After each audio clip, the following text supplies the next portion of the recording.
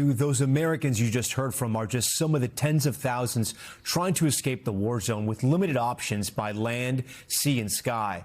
Boat traffic has largely come to a standstill in the region, with Iran effectively closing the only passage out of the Persian Gulf, the Strait of Hormuz. And a majority of commercial airspace is still shut down. You can see all of the red zones where airlines have canceled their flights. Many Americans now turning to private companies to help them get out. Dale Buckner is the CEO of Global Guardian, which provides private security resources all around the globe. Dale, thanks so much for joining Top Story tonight. I understand your organization, from what you've said, has helped roughly 3,000 people get out of the Middle East since this weekend. Walk us through how this works, and if you need to get an American, say, out of Dubai, for example, what does that path look like? Yep. Thank you, Tom. You are correct. We crossed over 3,000 evacuees here on day 5. Number one, starting with an example coming out of Dubai, it's about journey management. It's about preparing the client of where they're going to consolidate, what kind of vehicle they're going to get on, and giving them an expectation of how long is that trip from Dubai to the border of Oman. What does the crossing look like right now? 3-4 days ago, we could cross in 45 minutes. Now it might be 5 hours. And then from the border crossing into Muscat, putting them in a hotel, and then waiting on either a commercial flight or what has become much more prevalent of getting them out on charter private flights, typically to Europe. Talk to me about some of the scenes that you're encountering, some of the stories you're hearing from your clients. So there's no question people are scared in all the city centers. What we're informing our clients is once you're in the suburbs, once you're 30 minutes outside of Dubai, you're very safe. The probability of a rocket hitting the desert outside the city is incredibly low. So we like to tell our clients, your exposure goes down by over 90% as soon as we get you out of city center. So people are scared. The drones have had wild success across the Gulf states, as you know. That has slowed down, admittedly, this past day. So we are seeing a slowdown, but that could change in 10 minutes, and that's kind of the nature of these war zones. But we are preparing them mentally to say, you have an opportunity to get out of this war zone. It's safe. The probability of risk goes down exponentially. You're simply better off getting out of these city centers and not waiting, because you might wait for another week, 2 weeks, 3 weeks. We just don't know whether that's commercial options or waiting on the State Department. How much does it cost to get at least one person out of the Middle East right now? Yep. So it varies. You can imagine going from Bahrain to Jeddah is going to cost more. It's just a longer duration with more assets, more fuel, things like that.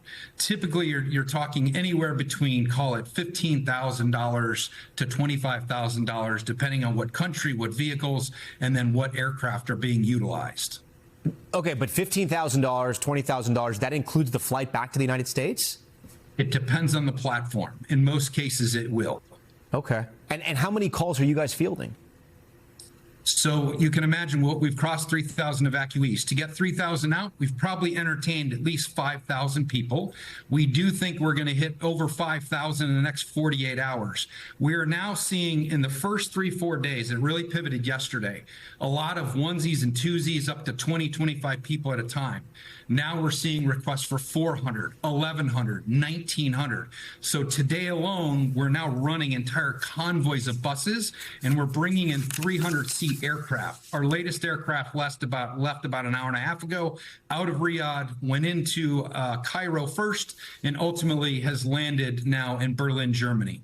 And then are you working in conjunction with the State Department, or is this all private transport? So we have talked to the State Department. We have not supported them yet, but we're in that discussion of where and when and how. In all of these cases, whether it's COVID, whether it's the evacuation of Ukraine, the evacuation of Sudan, the evacuation of Kabul, we will always open ourselves up to support the State Department in all of these scenarios. And then, given the risks on the ground, what kind of guarantees do you give to your clients?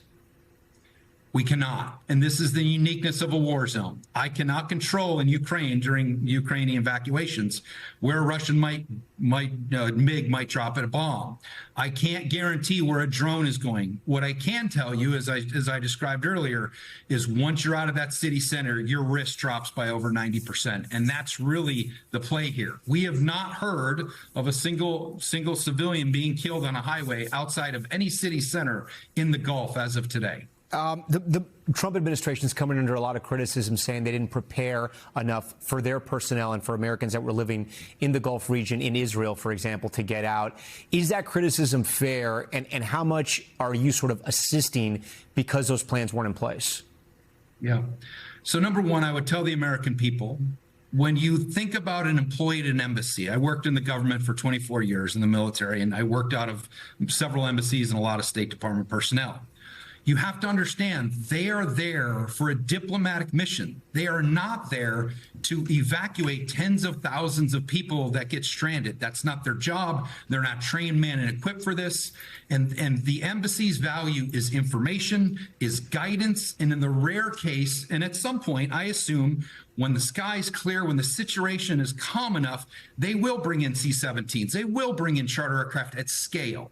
So they will get there at some point. The question, the calculus you have to make as either a corporate leader or a family member is simply, are you willing to wait, and what's that risk? And if someone was killed randomly between now and that wait, does it really make sense for you? So I do understand the frustration, but I do think there's an element here of understanding that the State Department is not set up in these foreign lands for this, if you will. Dale, it's such a tricky business you're in, right? But it is a business. And I got to think that big companies, private government contractors, they can pay your fees. What happens when you run into a family or to a person who's out there in the Gulf region because either maybe they work for a religious mission, maybe they work for the Peace Corps, maybe they're working for, a nonprofit, and they don't have that kind of cash? What do you guys do in that situation? So listen, we fully understand that this pivot, all of these scenarios pivot into a humanitarian crisis at some point. We haven't quite got there yet, but we got there in Ukraine very quickly.